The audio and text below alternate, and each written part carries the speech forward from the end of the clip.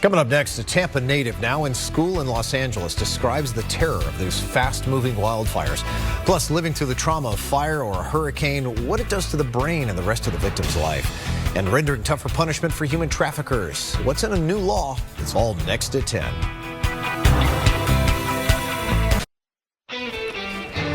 It is one of the most destructive natural disasters in the history of Los Angeles, the entire county, as several wildfires burn through communities all across Southern California. We're back with much more when your news returns in 60 seconds. Well, whether it's hurricanes or wildfires, dealing with devastation can imprint trauma on all of us. We're going to see how it affects our brains. Plus, the whole entire night, I hear helicopters flying from my student apartment complex. A Bay Area student is watching the devastation unfold as the flames wipe away communities from his student apartment. Plus this. That's why we say don't buy at Tampa Bay. We don't accept that kind of behavior, that kind of activity here in our home. Yeah, this month there's a new focus on human trafficking prevention. Tonight we're going to take a look at the trends local organizations are keeping an eye on to keep our children safe. You're watching Fox 13, and the 10 o'clock news starts now. Good evening and thanks for joining us here at 10. I'm Mark Wilson. And I'm Allie Corey. We want to begin with the very latest on the devastation continuing to unfold in Southern California. Los Angeles County is on fire. Schools have burned, cars melted away, and homes charred to ash. Neighborhoods and communities across the Los Angeles area are left in ruins as several wildfires torch Southern California right now. There is the Palisades fire, which is burning in the Malibu and Santa Monica area. It's burned nearly 30 square miles. And then there's the Eaton fire burning just north of Pasadena. The Hearst fire raging in the San Fernandino Valley. The Sunset fire burning in the Hollywood Hills. The Lydia fire, which is now burning near the Santa Clarita Valley. And now the Kenneth fire, and that one is in Calabasas. Southern California is experiencing its most devastating winter fire season in more than 4 decades. It's really remarkable. And these fires are sparked by these Santa Ana winds we've talked about that are incredibly strong, whipping at around 100 miles per hour. These are hurricane winds we're talking about. The winds combined with extreme drought packs like this. And for days, these strong winds have been fanning the flames, carrying embers for miles, starting new fires. That makes containment very difficult for firefighters on the front lines. More than 425,000 homes are without power, while nearly 180,000 residents are under evacuation orders, almost 200,000. Meantime, it is absolute devastation and apocalyptic. Those are the words being used to describe the scenes in LA right now. This view from above shows just a small scope of that. Entire neighborhoods here, hundreds upon hundreds of homes, and entire livelihoods here reduced to ash and rubble. Now, while firefighters have been able to stop a significant growth of this Lydia fire, that's not the case with many others. Yeah, the Palisades, Eaton, Kenneth, and Sunset fire are all 0% contained tonight. And officials in LA County are now unsure how many fire-related deaths there actually have been, with the initial number. At one point, we'll be able to do a more thorough search of these impacted areas. Some of them look like a bomb was dropped in them, where we will be able to bring in canines and other things to help us. While wind gusts have settled down slightly, gusts are expected to strengthen yet again, which is only going to make containment even more difficult. As we continue to monitor the terrifying situation unfolding there in California, you know, so many families are battling with the trauma of losing everything. And it is certainly a similar feeling Floridians can understand after major hurricanes tore through our area just 2 months ago. Many people very much remain out of their homes still. Fox 13's Genevieve Curtis joins us here in studio. Hi there, Genevieve. I know you spoke with a doctor who explains these traumas can really change our brains, can't they? Yeah, Mark and Allie, we are all watching in horror. Any of our neighbors right here know exactly what that feels like. I spoke to an expert about the lasting impacts these traumatic events have on us. Guys. That's great advice. Imagine how many people are just laying in bed scrolling through their phones right now. You know, turn that thing off for a bit. The wildfires may be all the way across the country, but one family here in Tampa is keeping a close eye on the news coverage because their son is a student there at UCLA. He's got his evacuation plan and he's ready to go if he needs it. And Fox 13's Haley Hines joining us now in studio with more on his story tonight. Haley. Well, Mark and Allie, it's hard for any parent to be away from their child when they're off to college, but The dangers of this fire make it a whole lot worse for one family here in the Bay Area. Kim says that he does not have a lot of belongings out there with him, so he doesn't have to take much if he is evacuated. His plan would be to come back to Florida and wait it out. Allie. 5 miles, that just seems so close, especially when you think of how fast these fires are moving. All right, Haley. Well, you know, January is Human Trafficking Awareness Month, and local organizations are taking the time to be extra aware of trafficking trends while making sure that they're helping survivors and preventing further incidents. Fox 13's Brianna Redondo is in the newsroom tonight. And Brianna, what are some of the alarming trends that advocates are actually seeing? Yeah, so Allie, I can tell you that victim advocates are following a few trends here, but one of them includes who's being trafficked. They're seeing more children, especially young children, being targeted, and tonight they hope parents take note. And advocates say that they will be in Tallahassee pushing for a human trafficking reduction bill in the next month. No More Foundation that tells me that they're seeing more of a focus on workforce development for survivors, and they'd like to see treatment courts established in our judicial system. Reporting in the newsroom, I'm Brianna Redondo, Fox 13 News. All right, Brianna, thanks much. You know, sentencing is going to go as planned tomorrow after the U.S. Supreme Court weighed in on Donald Trump's hush money case. Still ahead tonight, the latest details on his efforts to stop sentencing day from coming. Plus this. There's a lot to do as well with the team on the ground. You know, we have, we had tons of science experiments with SpaceX 31. We got spacewalks coming up. Their 8-day quick trip to the International Space Station unexpectedly turned into a 7-month-long journey. But these NASA astronauts are keeping their spirits high. But first, from Central Florida to Southern California, Red Cross volunteers in our area are getting ready to head to the front lines of those wildfires out west and help those who've lost everything.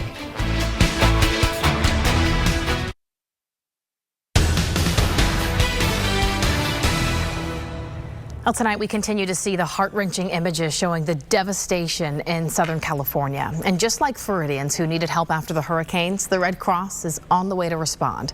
Marjorie Pedro is a Central Florida Red Cross volunteer, and she's getting ready to be deployed for 14 days to offer sheltering assistance to those who are impacted by the fires. She'll be joined by 5 other Central Florida volunteers to help during this critical time of need. It can be grueling because a lot of our volunteers see the devastation. They see what it does to families. You don't know what the trauma they went through. You could just only imagine. Sometimes I put myself in their place and understand how emotional they are, and we try to talk to them, try to listen to them, and see if they come up with a solution for them to get back up on them. Marjorie and the others, they will be flying out to LA tomorrow morning. You know, it's just hard. It's hard to comprehend. Now, Allie and I were just talking. I said, as rough as it's been for us, many of us who were flooded out of their homes will be able to rebuild and move back into their homes. That's not the case for them. They're not even going to have neighborhoods to go back to. Their whole communities are just You have destroyed. to start the town over. You have to start towns over. We're not talking about a couple city blocks. I mean, it's like acres and acres. And not months either, 30 square years. miles for just one of the fires. Look, some improvement today, but until the winds start blowing onshore, from the Pacific onto land, there'll be little improvement. It's that offshore flow that's still dry and still hot and still gusty, and that's going to last into next week. So we're not done yet. We got our chill going. It's still another cold night tonight, but I mean, compared to that, we'll take this any day. 47 degrees. Winds have turned calm. I think later tonight, winds here will become more easterly, and we'll start warming up. And tomorrow afternoon, it's going to be in the 70s in most spots with a southeast wind. Looking over Davis Islands, 47 degrees. It's calm. So many kids in the deep south right now are so excited. Snowing like crazy through most of Arkansas, Oklahoma, Missouri. This is live in Branson. Oh yeah, finally a car. I think we're 20 minutes without seeing a single car. And this is downtown Joplin, Missouri. Again, no cars on the road. I always think about, Joplin when I show this camera. I always think about the EF5 tornado that devastated downtown back in 2011. And that's how Joplin looks today. And they had a tough go of it. And it looks pretty nice in the snow on this Thursday night. 58 degrees, the high today, and we'll moderate into the 70s tomorrow. There's another cold front, rain with that front. Another cold front goes by on Monday. The snow continues to add up, and over half the country, lower 48, has snow on the ground. I mean, it's cold, but if you look at the temperatures, I mean, nothing really sticks out as being really out of whack for this time of night, this time of year. I mean, Chicago's 22, same Minneapolis, Buffalo 17. It's cold in Charlotte. They're excited. First snow event for them in a long time. And Knoxville's got 25 degrees. There's rain and snow moving through the lower Mississippi Valley. Already freezing in Gainesville. It's 33 degrees in Jacksonville. The winds, though, are calm now. But later tonight, they will start picking up from the east and northeast. Tomorrow afternoon, whole different kind of feel as winds pick up from the south and southwest in advance of this front. Most of the models show this front going by later tomorrow night, early Saturday, with not a lot of rain, maybe a shower or two. I think we squeeze out a dry day on Sunday, should be dry for the Bucks. Then on Monday, there'll be another reinforcing cold front going by. High pressure here, unfortunately, means more Santa Ana winds. Multiple fires still ongoing. The Palisades fire is now over 17,000 acres. The Eaton fire is up by Pasadena. That's over 10,000 acres. Again, less wind today, but the winds are picking up tonight, unfortunately. Snow in blue. Pink is sleet, freezing rain. Green is rain. The snow will add up through Arkansas, through Memphis and Nashville, and up by Huntsville and North Georgia, and moving into Asheville. For us, it's a cold night. 30s and 40s, light winds becoming east. And tomorrow, wow, we got 70s on the map, and this will be the warmest day probably of the next 10 days. Mostly clear, still chilly tonight. 43. The winds pick up from the southeast tomorrow, so much milder in the afternoon. Winds off the bay may keep Tampa a bit cooler. And on Saturday, a few morning showers, not many. They'll be ending in cool. I think Sunday is just kind of a mostly cloudy, cool day. Then another front goes by on Monday, and more 30s and 40s likely Tuesday, Wednesday, and Thursday. More chill probably until towards the end of January. Back to you. All righty, Paul, thanks. Coming up, we're heading to Las Vegas to check out all the latest and greatest in tech. We're going to see how the hottest new technology is being showcased for the medical field when we come back.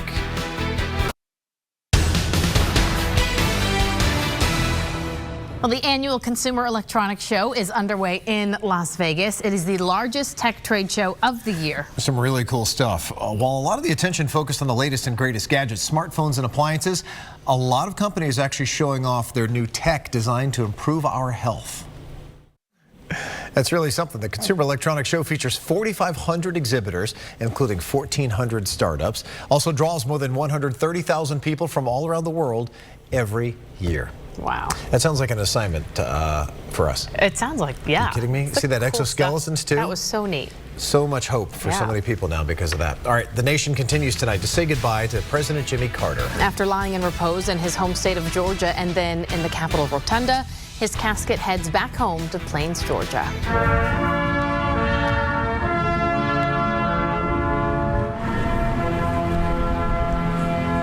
That's next year at 10:30. The nation honors, remembers, and celebrates the life of the former president as he is laid to rest.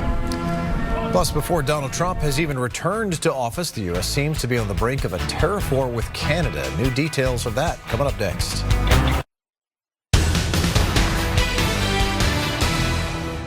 I've known President Carter for more than half of my life, and I never cease to be surprised.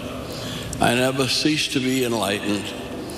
I never cease to be inspired by the little deeds of love and mercy that he shared with us every day of his life. Honoring the life of a president, the world watched as family, friends, and leaders remembered Jimmy Carter today. You know, Carter is often recognized for his efforts to maintain peace and erase tensions abroad. He's also known for his love of family and being from a small community in Georgia. Really something. What a legacy. Chris, thanks so much. We want to get back out to Los Angeles tonight, where we're following the devastating fires continuing to burn across LA County, threatening hundreds of thousands of homes. There are so many businesses in every direction, so many schools, so many churches, ranches, livelihoods. President Biden says that federal resources have been approved to help battle these fires. And this new funding will cover 100% of the cost for 180 days for any hazmat materials removal, temporary shelters, first responders' salaries, and also measures to protect life. And while crews haven't gotten really a handle on the situation as best that they're trying, the damage is beginning to add up quickly. It's expected to be the costliest in U.S. history, with a price tag already potentially reaching up to $150 billion.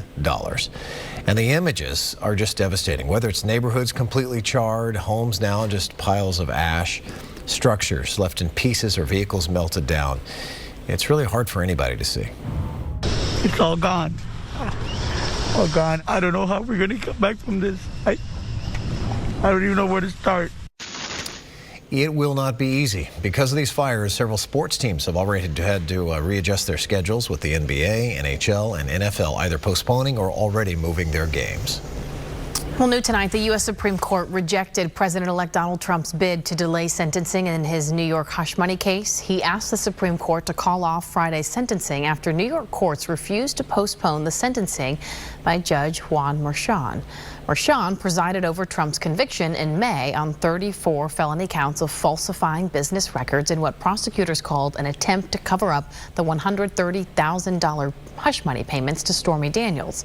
Trump continues to deny any wrongdoing. Well, more than a week before President-elect Donald Trump takes office, President Trump had threatened to impose a 25% tariff on all Canadian products. So in response, Canada is now looking to put retaliatory tariffs on America's orange juice, our toilets, and some steel products that go into Canada. That's just a few items on the list. When Trump imposed higher tariffs during his first term in office, other countries responded with retaliatory tariffs of their own.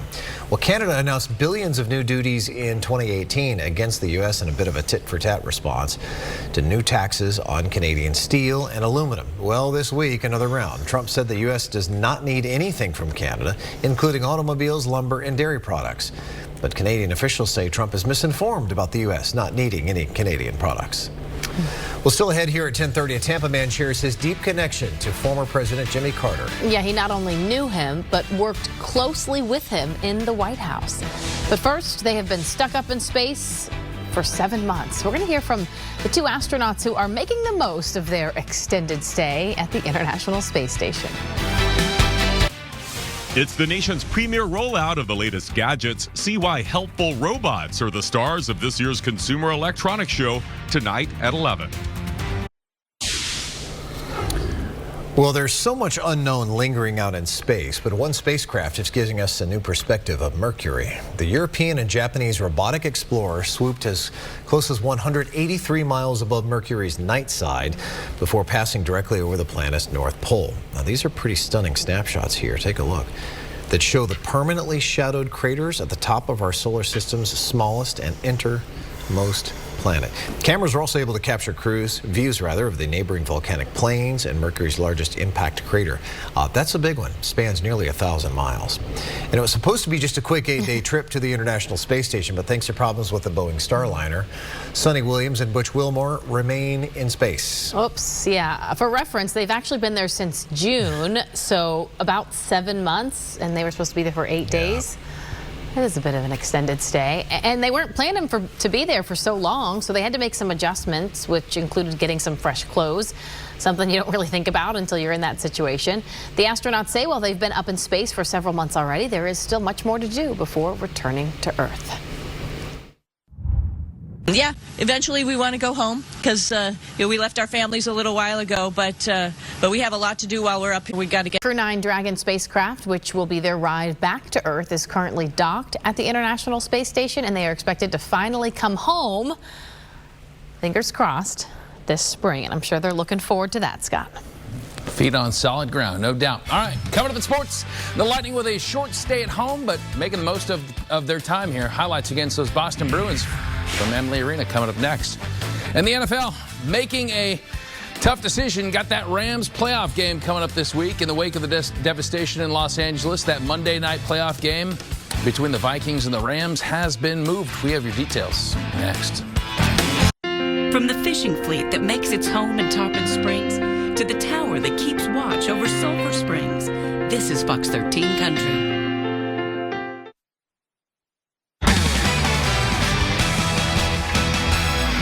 A lot of travel this month for the Lightning. 10 of their 16 games this month are on the road. They just got back from the West Coast, 3 games out there. This weekend, they're heading to the Northeast for another 3 games on the road. But right in between, you got a short 2-game breather at Amalie Arena and playing some good hockey in front of Bolts Nation tonight. Stay tuned on that. A lot of fun in the you know, Paul, whenever you know you could head to the transfer portal and make probably just as much, if not more money than going to the pros. That's probably that's where our game is. They can write some pretty big checks down in Miami. He's probably going to be the highest paid. Yeah. Anyways, good stuff going on in Miami tonight. 47 degrees looking downtown. Winds are calm. Last really cold night for at least a little bit because the cold front goes by on Saturday. There'll be some showers in advance. Look at this mess. Rain, sleet, freezing rain, and snow. The front heads our way, but I don't think we get a lot of precipitation. That'll be later tomorrow night into early Saturday.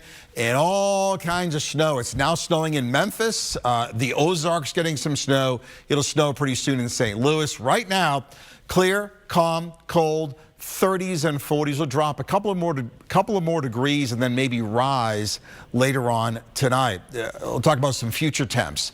Tomorrow morning, notice temps hold steady, and then during the afternoon, we're going to hit the 70s for daytime highs. Another cold front arrives on Monday. We'll talk more about it at 11:20. Back to you. All right, Paul, thanks. Still ahead here at 10:30 as we remember President Jimmy Carter. Americans are honoring him in the best way possible by working with Habitat for Humanity. We're going to see how they're out volunteering in Arizona. But first, here's Fox 13's Chris Caden with a look at what's coming up tonight at 11, Chris. Oh, Allie, only the craziest story I've ever heard about how someone picked the winning lottery numbers. We'll tell you why the winner has a rude driver to thank for his good luck. And the youngest mayor to ever serve his city may soon be serving time. He wanted to dissolve the police force. Now, the police have arrested him, linking him to drug trafficking and guns used in violent crimes. And the conspiracy doesn't stop there either. We'll explain this wild story. Plus, and the cat was definitely in shock because it barely moved for like the first 2 or 3 hours we had it. Yeah, you'd be in shock too if you'd been through this. Incredible video of a cat surviving a 3-story fall from a burning apartment building. Wow, but what happened next is even more amazing. We'll tell you why the community has rallied around the cat's owner. That story and much more coming up on the Fox 13 11 o'clock news. On Dinner Diaz, a classic French fish dish. We make a seafood soup, adding fabulous flavors for a Creole twist. Tomorrow at 1 on Fox 13. Well, as our nation laid former President Jimmy Carter to rest today, a Bay Area man joined me tonight to reflect on his time in the White House working for Carter. Cliff Gibbons. He worked in the White House for 3 years, often briefing President Carter on trade issues, international issues, and a variety of business matters. He joined me on our 7 p.m. live stream of given enough credit for his leadership and his success. He was focused. He knew where he was going every day. And there was never a moment that he didn't put the pedal to the metal, and he let you know it. What's the most important thing people should know about President Carter that maybe we don't know? His tenacious commitment to peace and telling the truth.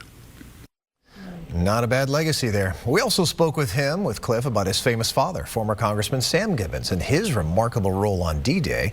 You can catch the full interview on our Fox Local app or on fox13news.com. Wow. All right, so those in Arizona are carrying on Carter's work with Habitat for Humanity as well. Fox's Brian Webb takes us to Phoenix, where people are making sure his love for the build remains active. Well, it is giving adults with disabilities hands-on experience, and they just widen their reach. Yeah, coming up, how a grant from the state's going to help a local organization, because it's good stuff, and it's next. When it comes to covering sports, you want an established veteran. And that's exactly what you get with Fox 13's Scott Smith. He truly is a good sport. Imagine turning your phone into a big screen TV. The Fox Local app allows you to watch Fox 13 News plus get extra content anytime, anywhere. All right, some good stuff for you here. We got an organization that helps adults with disabilities gain some real-world experience, and they just got a big boost. Yeah, Lyft just received $800,000 for their culinary learning lab. State leaders delivered the $800,000 grant to the Learning Independence for Tomorrow. It's their program. The test kitchen will help develop students' job skills, inspire entrepreneurship, and provide some hands-on experience. Organizers say they are proud that the state recognized the work they do. You know, I think it's a real vote in confidence from the Pinellas legislative delegation that they see the value of the education that Lyft provides, that they see the great things that our students will be able to accomplish in this kitchen. It's a place where we'll both build independence skills and also train for employment. The organization was created in 2013 with the goal of creating an inclusive environment where those with special needs, autism, and ADHD can be free from bullying and gain independence. The kitchen will be completed later this year. That's going to be amazing. Well done. Time now for the Fox 13 11 o'clock news. You're watching Fox 13, and the 11 o'clock news starts now. It's all gone. Oh God, I don't know how we're gonna come back from this. I don't even know where to start. Their lives torn apart by wildfires that have incinerated entire neighborhoods. The painful reality for these residents as we take a look at the progress in fighting those wildfires in Southern California. And we know all too well here how natural disasters can affect your mental health. And tonight we're talking to a doctor about the effects of trauma on the brain and how you can cope and heal. Yeah, eventually we want to go home because we left our families a little while ago. Yeah, they want to go home, and that is only natural after being stuck in space for months on a trip that was only supposed to last a few days. We hear from the stranded astronauts about how they're doing on their extended stay. Good evening. Thanks for joining us at 11. I'm Haley Hines. And I'm Chris Cato. First up here at 11, entire neighborhoods wiped out. Today brought heartbreaking images of the destruction left behind by the wildfires in Southern California. And here's the thing, more destruction is ahead because the fight to put out those fires is far from over. 10,000 structures, most of them homes, have been destroyed, and the number of people killed in the fires has grown to 7. Fox's Sarah Allegre has the latest.